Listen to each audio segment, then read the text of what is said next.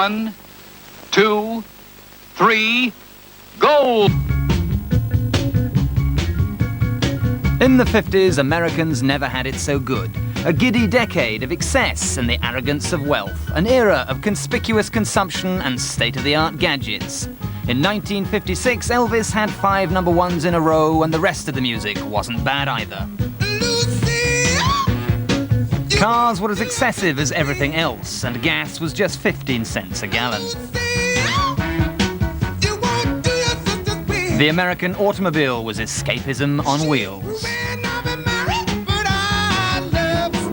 Firebird 2 to Control Tower. We are about to take off on the highway of tomorrow.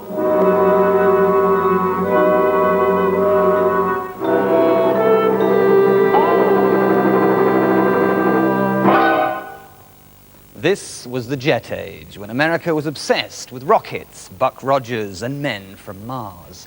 By the late 50s, the average American automobile was so loaded with space-age styling motifs that it looked like something that should have been fired from Cape Canaveral. Sitting in their own personal cockpits, surrounded by symbols of an intergalactic era, a nation of Walter Mitties could imagine themselves vapor trailing through the stratosphere. It was a wonderful world of rocket-powered make-believe. And I think it's gonna be a long, long time. Touchdown brings me round again to find I'm not the man they think I am at home. Oh no, no, no, I'm a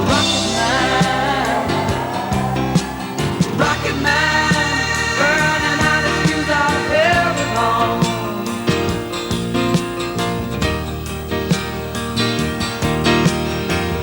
And I think it's gonna be a long, long time till touchdown brings me round again to find I'm not the man they think I am at home. Oh no, no, no, I'm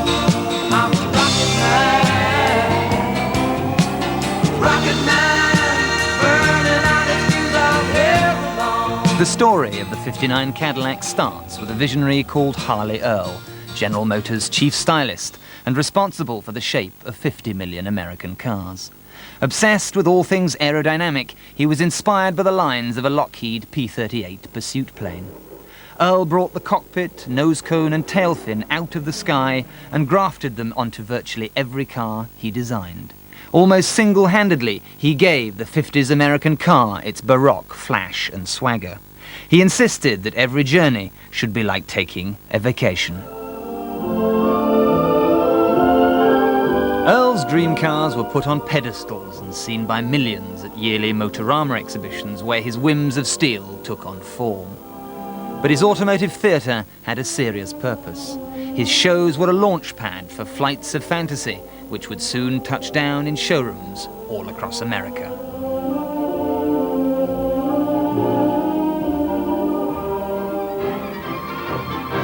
Cadillac was General Motors' premier brand, and their '57 Eldorado bore the first traces of dagger-sharp tail fins.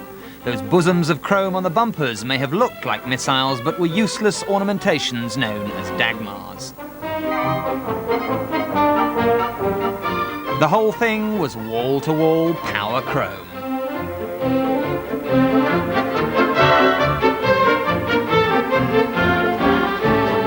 The idea was the more chrome on a car, the more expensive the car. And I think if you look at some of our '58 cars, we had chrome all over the car. Mr. Earl, Harley Earl, used to say to us, "Now listen, you guys put on the chrome and I'll take it off." But he never took it off. Trouble was, you could have too much of a good thing. The overblown '59 prototype looked like it was sinking under the weight of its own styling.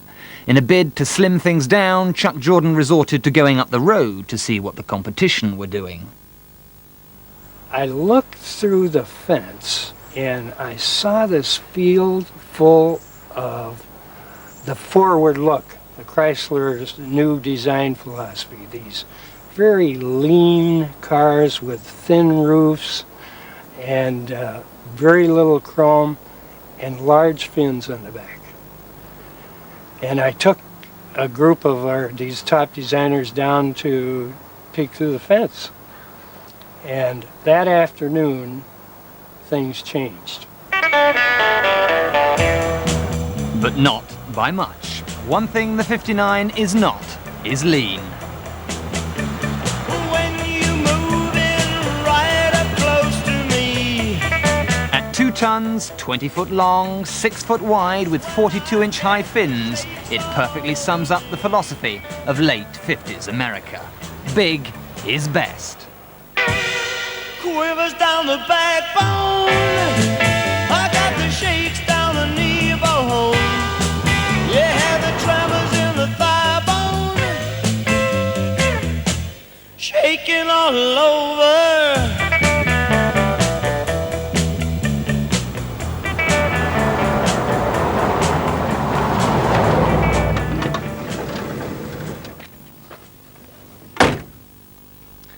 What you're looking at is a very large, long chunk of America's heritage. We have Shakespeare. They have the 59 Cad. Under a bonnet almost as big as Texas, nestled an engine almost the size of California. A 390 cubic inch, 6.3 litre consumptive V8. Welcome to the world of 8 miles to the gallon. But back then, no one cared because gas was almost as plentiful as rainwater, and America was busy getting drunk on its natural resources. You could fill the tank of your Cadillac and still have change from $3. You got air conditioning, hydromatic auto gearbox, easy-eye tinted glass, power seats, steering, windows, brakes, and automatic headlamp dipping. For 59, this was a serious bit of kit.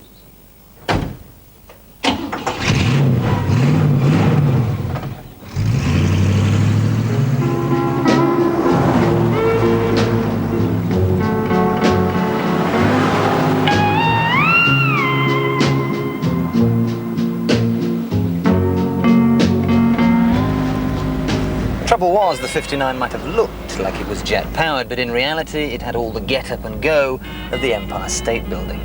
That enormous girth meant you needed a 9-lane freeway to do a U-turn, and 2 tons of metalwork meant that it handled like the Amoco Cadiz. But that wasn't the point.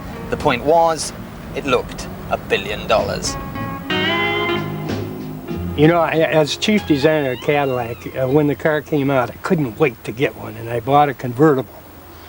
And I knew the car inside out, and as I drove this car, I always had the top down. I drove this car, I kept feeling that somebody was following me in my right-hand corner. And I'd look around and it's this fin sticking up in the air. But it was fun. It was fun to drive. I felt like a king driving that car. Appropriately enough, the sales brochure was king-sized, and between its pages, the flamboyance of the 59, bizarrely known as the 62 series, was painted rather than photographed in an attempt to make it look lower and sleeker.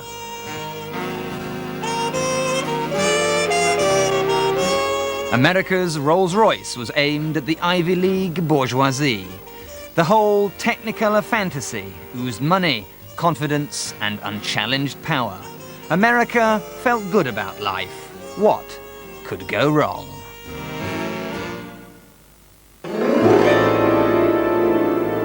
Plenty. By 1961, Castro was laughing at American troops in the Bay of Pigs fiasco. Khrushchev was giving Kennedy a hard time, and Russia had successfully put the first man into orbit.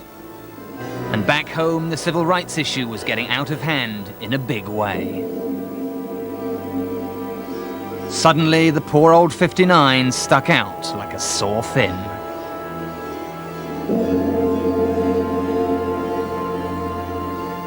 Detroit started to clean up its styling, and by 1964, the Cadillac fin was a shadow of its former self. Almost overnight, the 59 became an embarrassing anachronism. 2, 1, 0, all engine running. Liftoff, we have a liftoff.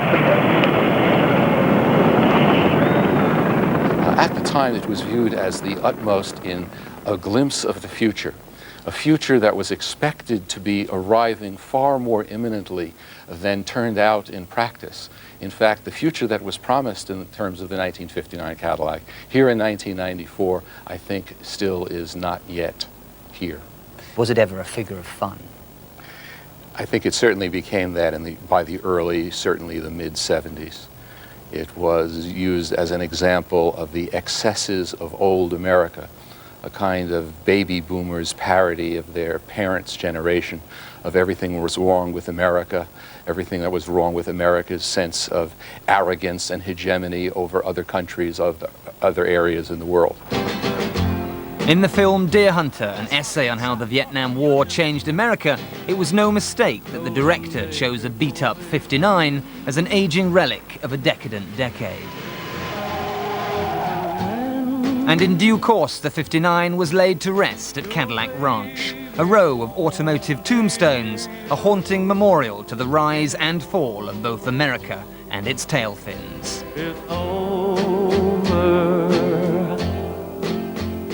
Well, as you can see from the fins in my pool, it has a personal meaning to me as well. In some sense, it's a symbol of my own life and of my own marriage. I had a white 59 Cadillac convertible when it was a new car, and on April 29th, 1960, I drove it to a drive-in restaurant with a best friend of mine, and that's where I met my wife. I don't know whether she liked the car or she liked me or some combination of both, but that's how I met her. Without that car, I never would have met her, and it has had a very important meaning for me ever since. But the CAD is not just a museum piece. In downtown LA, there's a woman who loves three and drives one every day. Why? I won't run down my little Toyota truck. I do love it. It's a very good truck, but my Cadillac is like you're relaxed and you're comfortable and you're just like in heaven. The younger generation wants it as a hot rod because they think they could cut it down and trim it down, but the older people like it because it's the vintage of the year. They remember things that they did in it. They went to the store, they went to the drive-ins, and they raised their children in them, and they had the, like I say again, I'm always back to the room. I mean, cars now just don't have the room. They're all little because everybody's trying to save on gas. So if I said here are three brand new cars, would you swap them for your Cadillacs? No. Why not? Because you can always go out and buy three brand new cars. So even if you don't have enough money, you can always get them on time, good credit. You can't replace these. Just can't replace them. If you compare them to later model Cadillacs, they're kind of like driving the Queen Mary, I suppose. The suspension's real soft. They lean a lot, but you don't race these things. You just drive them. You don't go around 90-degree corners 100 miles an hour, so it really doesn't matter how they corner, I don't think. If you bought a Cadillac in '59, you had some money. And they cost, maybe $4,000, something like that. I mean, it didn't cost too much more to buy a whole house. I mean, everybody says that, they don't make them like they used to, and they don't. Well, Bebop Lula, she's my baby. Bebop Lula, I don't mean maybe. Bebop Lula, she's my baby. Bebop Lula, I don't mean maybe. Bebop Lula, she's my baby. Of all the cars I've ever driven, this has to be the most glorious. If you want a heavyweight ego massage, if you want to look and feel like a Texan millionaire, just try a trip down to Sainsbury's in the 59. And once you find a space large enough to park it in, just look what happens. Let's rock!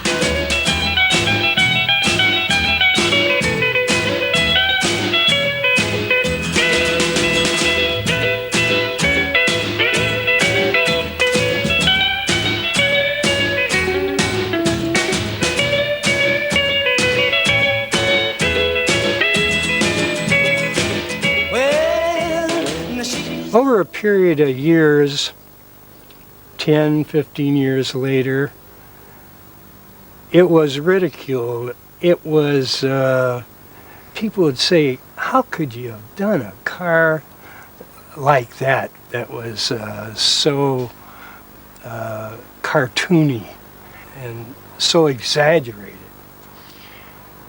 But now, in the 90s, that car is a classic. If you don't believe that, just go out and price one.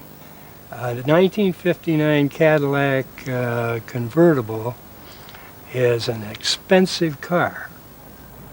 To find out just how expensive, there's only one place to go.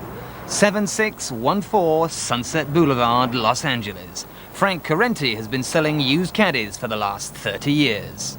This car sold for $7,400 in '59. Up until a couple of years ago, for a total car that was totally restored, it went for approximately $120,000. Now it's down to about $70,000. So that's a tenfold appreciation. Yes, yes. And there's no trouble selling them. There's more buyers than cars. You've got this car here on your lot. What sort of attention does it attract? Tremendous amount of attention. You know, we have people coming here from all over the world, and they run in here with cameras. We have tour buses stopping in here, and they never cease to take a picture of a '59 first. It's amazing. I just sit and watch them, and that's the car that attracts them. All walks of life, all over the world.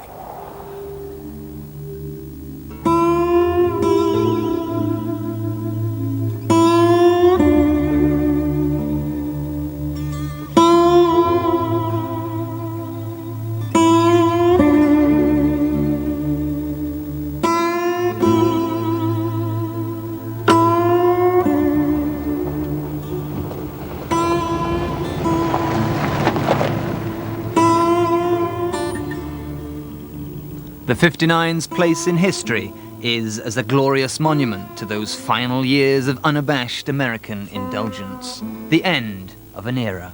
For one brief hysterical moment, it stood for America's finest hour, when life was simple, carefree and easy, and everybody had a good time.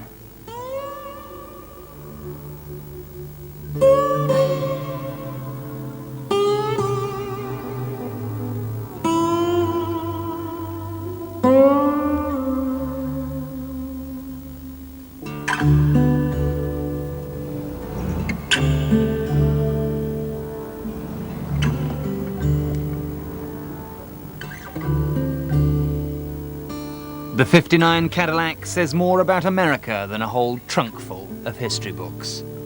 It was the American dream.